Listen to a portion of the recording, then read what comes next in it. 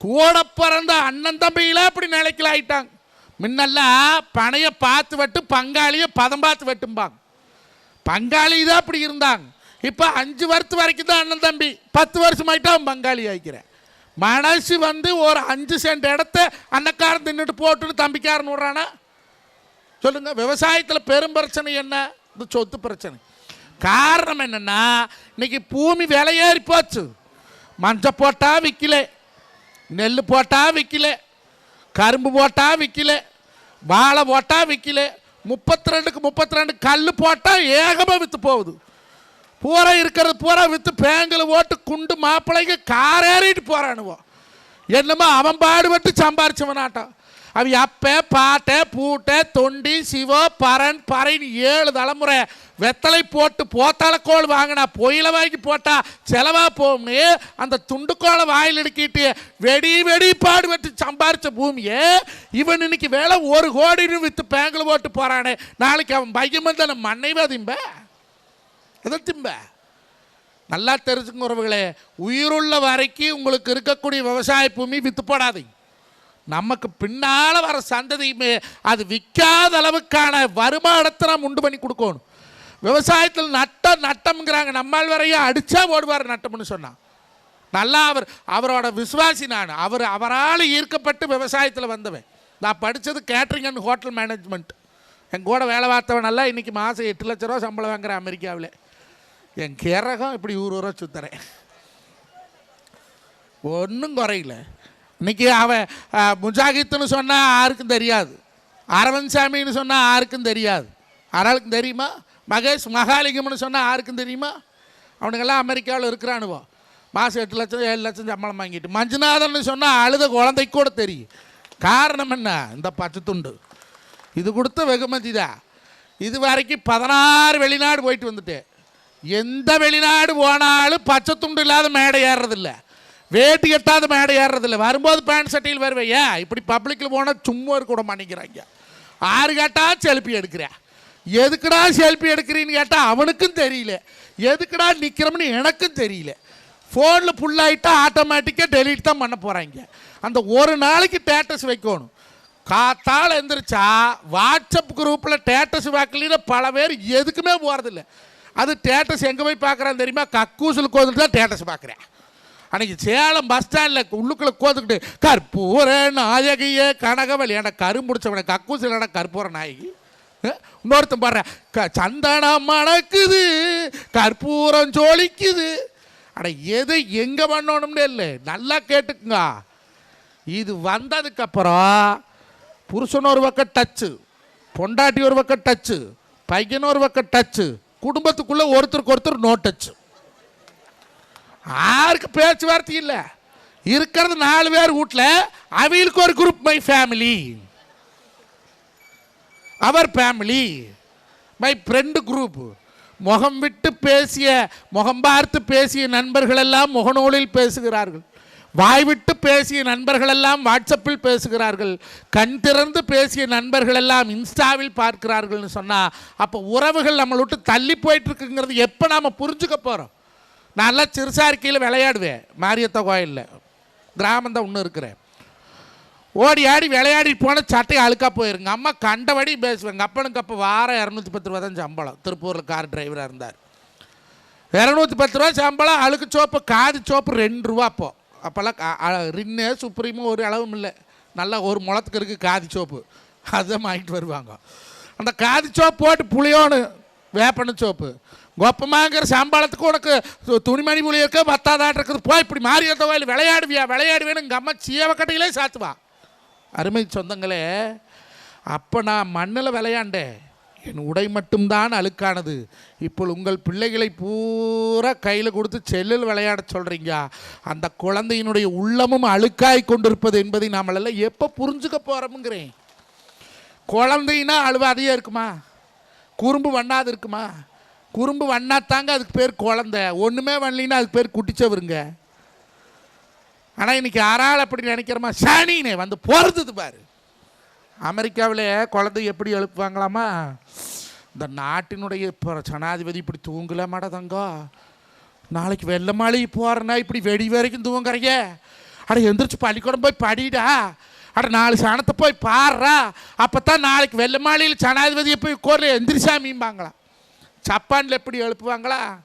அடே நம்ம நாடு முன்னையே குண்டு போட்ட நாடு, இந்த பாலாப்போன் நாய் குண்டை போட்டு இருக்கிறத பூரா மண்ணை கெடுத்து விட்டானுவோம். இப்போ நாம் 12 மணி தான் சோறு திங்கணும், பாடுபடணும். காத்தால் எந்திரிச்சு வெய்யவாருக்கு முன்னால் போய் ஏற பூட்டுறா, வேலை பாடுறா, அப்போ தாண்டா உலக பொருளாதாரத்தில் ஜப்பானை மேலாத்த முடியும் எந்திர சாமிம்பாங்களாம். சைனாவில் எப்படி எழுப்புவாங்களா? ஆடது அங்கோ இந்த உலகத்துக்கே நாம் தாண்டா பொருளை கண்டுபிடிச்சி கொடுக்குறோம், நாம் மட்டும் கையை அடக்கிட்டோம்னு எவனுக்கு ஒன்றுக்கு வழி இல்லைடா, ஒரு விஞ்ஞானி இப்படி தூங்குறீங்க, அட வெடிச்சு போச்சு எந்திரா அப்படிம்பாங்க. நம்ம உலகத்தை எப்படி எழுப்புவாங்க? அட சனி பிடிச்ச சனின்னு எந்திரிச்சு தொலை, மணி 7:45 வேறு வந்துடும், கொப்பம் கொண்டு போய் 1.5 லட்சம் ரூபாய் ஏற்றிக்கிறாங்க அந்த பள்ளிக்கூடத்துக்கு.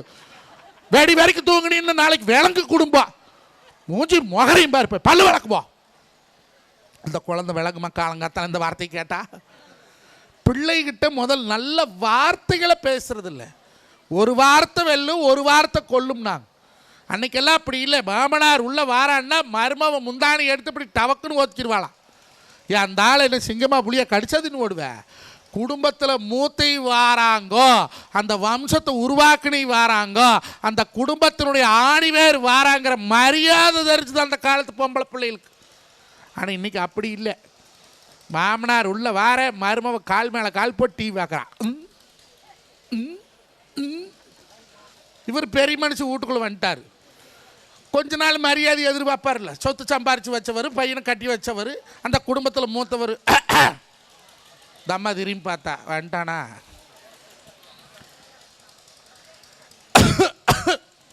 நம்ம திரும்பியே வாக்கில் மய்க்காது.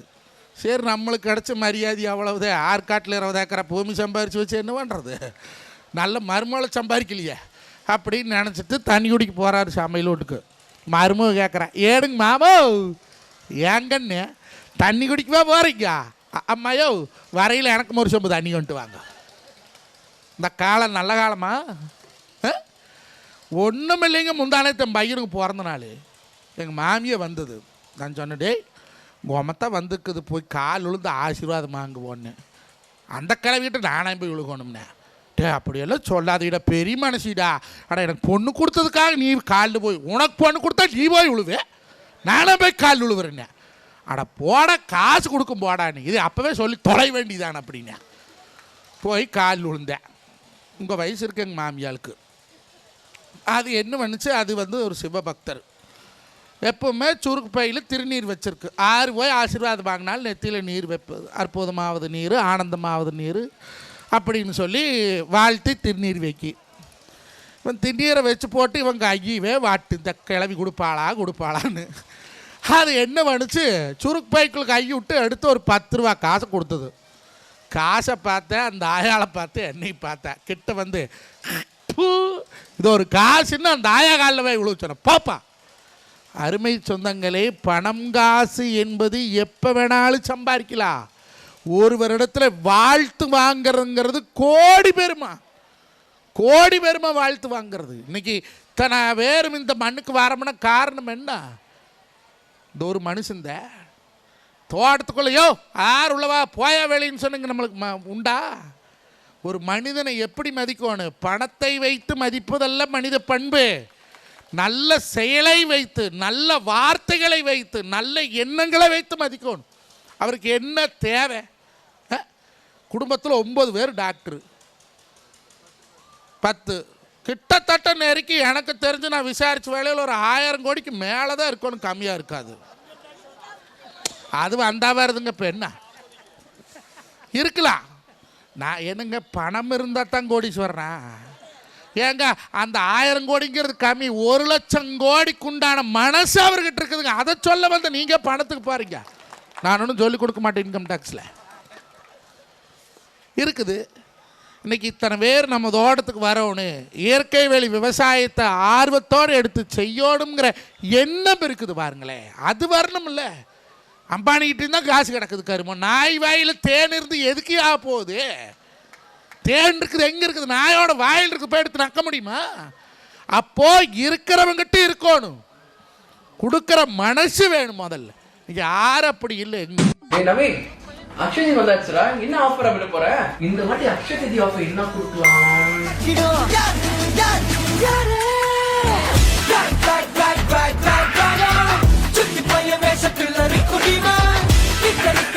ஏய், என்னடா ஆச்சு? சொன்னா புரியாது சார். வேலூர் மக்களே, அக்ஷய திருதியை முன்னிட்டு ஏப்ரல் 23 30 வரை தங்க நகைகளுக்கு சவரனுக்கு 1000 ரூபாய் தள்ளுபடி நம்ம எம்என் ஜுவல் பார்க்கல. கோல்டு காயினுக்கு செய்கூலி சேதாரம் டை சார்ஜ் எதுவுமே கிடையாது. வெறும் 3% ஜிஎஸ்டி மட்டும்தான். டைமண்ட் கேரட்டுக்கு 10% ஆஃபர் கொடுக்கறோம். அதே மாதிரி டைமண்டோட பர்ச்சேஸ் வேல்யூ 1 லாக் மேல இருந்தா ஒரு டைமண்ட் மூக்குத்தி இலவசங்க. வெள்ளி நகைகளுக்கு செய்கூலியில பிளாட் 20% வரைக்கும் ஆஃப். அது கூடவே வெள்ளி பொருள்களுக்கு செய்கூலி சேதாரம் கிடையாது. அக்ஷய திருதியை ஒரு அதிர்ஷ்டமான நாள். இந்த நாள்ல நம்ம ஷோரூமுக்கு வர எல்லாருக்கும் அதிர்ஷ்டம் கிடைக்கணும். சோ பர்ச்சேஸ் பண்ற எல்லாருக்குமே ஒரு நிச்சய பரிசு உண்டு நம்ம எம்என் ஜுவல் பார்க்கல.